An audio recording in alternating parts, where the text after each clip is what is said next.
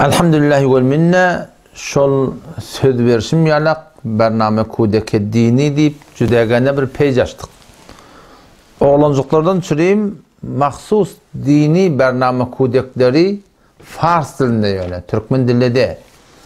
Beter bir avadan turatına elhamdülillahi vel minne doğrulaptırlar. Elbette ona adı bername kudek oğlancıklardan çüreyim aytsan da onu bir ulukon dertli ve ulukon adamlardan çüreyim.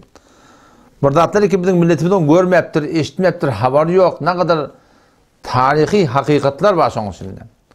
Ama elhamdülillah vel minne Müslüman doğullum, şol page şu an icat bolli, Instagram'dan şunu bename bername kudeki dini kursanız.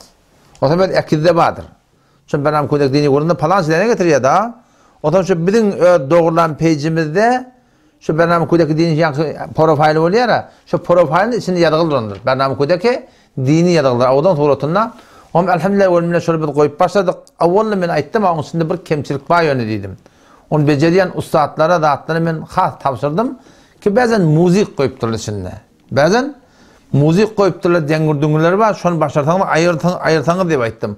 Elhamdülillah şu açı Instagram'da, o Telegram'da öyle koyup durlarımı diye başlardım bundan şunu müzik kısmını ayırıp da Müslüman doğullum. Şunu yani öz oğlun uşaklarımı diye şu dağıtla bilen terbiyet vermekten gerek. Şu dağıtla bilen malahim üns taptırmaktan gerek.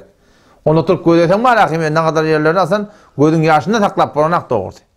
İnşallah şu Muhammed Habibullah sallallahu aleyhi ve sellemin öz zendiginin hakkında 3 fesilde cüdegane her gayet 30 bölük ben haberim başından şu an Taliban 20'den de ereğini hem Instagram'da hem Telegram'da koyup başladık. Siz Müslüman doğulum inşallah. İstemede kulağda Android kuşiler ortak geligli.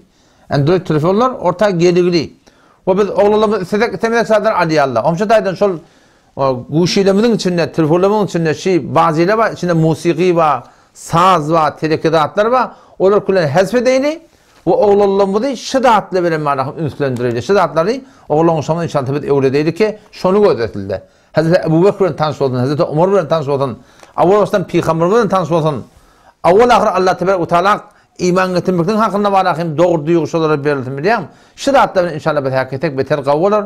O zaman şuradan taqazam sizden şiki şol page Instagram'ın benamı bername kudeki dini eğer search etseniz size rahatça inşallah getirir. Şunun içine girip de varahim şolları bölük inşallah gödebilirsiniz. Ondan beri de Telegram'ın ödünde de ben şunu iki suratını koydum. Telegram'da o yani filmlenme da kanalı filmayı Mufti Hafız Amal'la yolma uğrulu kanalı filmimde hem şol bername kudeki filmini koydum hem eteğinin cover diye da. Şimdi Instagram'da ben dikkatimi o sefer ekizlik vardır. O filme girende o görünmüyor da şu an cover diye. Şunu şu da koyduk her filmin aşağısında kanalı filminde ki başka Müslüman doğullumuz hamana Instagram'da koyacak. Şayet gelecekte de bir şayet başıl möcek döretin bildi ya da. Gülmün porun möcek döretin dörepti da. Yeni dörete onu da peydalanmakta ve teyyarcak tapıp olsun deyip şunun öteceğinde bak cover'ını koydum. O page resmimde de ki şu suratına barakım şu fakat halis filmini koydum. İkisinde de Telegram'da şol var hashtag barakım hashtag yankı bername hashtag hava berekallah. Hashtag kudek kursanız şu filmleri yıkan ve tertip ödü getiriyendir. O taydan şu suratına barakım ödünüz dallı edip dayıdıp bana puşebendi edip kompüterinin de adını suratına koyup başlarsanız inşallah sizatlara himmet edeydi. Eğer kanalı Telegram'ın yankı linki gerek bu da onu şu direct'ten dağıttın peygamber mi olsan ta inşallah mesela inşallah onu iyi verelim o suratını inşallah himmet edeyliğin gavuluklun doğruluklun yani varahim orta gelipte varahim yaşayışımız şöyle bol bakın adam yani ödün keyif etiyatın biliyor musun? Ne şimdi şu önünde kolas dolu da oraya orası bol otursun orada. Kanka eksiklikler de yok şey değil mi? Şu hemen ünlü beraber şu bername koyduğu. O zaman arasında ayet-i Kur'an okuyuvatı, hadis okuyuvatı, dini surud okuyuvatı biliyor musun? Ne kadar hoş oluyor biliyor musun? Oğlun bir dini dağıtla bilen ul olsa, dini dağıtla bilen taptığım, şu taydan manakım, şu dağıtla inşallah yaşayışımıza getirdik. İnşallah avval ahir Allah belli içinde lak çıkayan bulamasa, oğlun şoğumu da bir de peyda verir. Şu oğlun şoğu Hudaydan korkmasa, din diyaneti bolmasa, ilerlekem onun yanına qarata salıp versen, o tağlam tağın toğlun gödemesi, qıyırraq böyle hati gibi zamanla, fəhşə fesatlar qıyınlıqda beter kendileri. Şu da inşallah Teala hem page Instagram inşallah idarlan, ve hem şu Telegram'da inşallah idarlan, WhatsApp'ta koyup bilmedik çünkü WhatsApp kamera Kabiliyeti bu zatları bolmadığı derekli. Allah temizliğini kabul etsin. Vesselamu aleyküm ve rahmetullahi ve berekatuhu.